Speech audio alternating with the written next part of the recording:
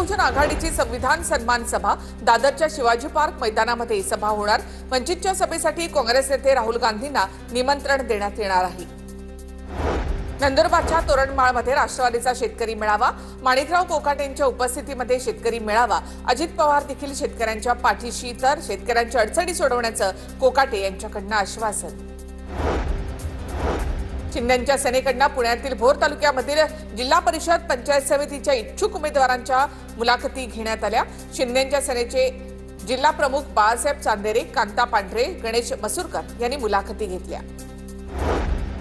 अमरावती जिल्ह्यातील काँग्रेसमधून उमेदवारी मिळण्यासाठी इच्छुक उमेदवारांची गर्दी। नगराध्यक्ष आणि नगरसेवक पदासाठी 1000 रुपयांपेक्षा इच्छुक 1000पेक्षा जास्त उमेदवार। करमाळा नगरपालिकेची 1 नगराध्यक्ष आणि 20 नगरसेवकासाठी निवडणूक जाहीर। 10 प्रभागांमध्ये निवडणूक होणार, तर 21,516 मतदान करणार। त्यामध्ये 350 संभाव्य दुबार मतदार असल्याची माहिती।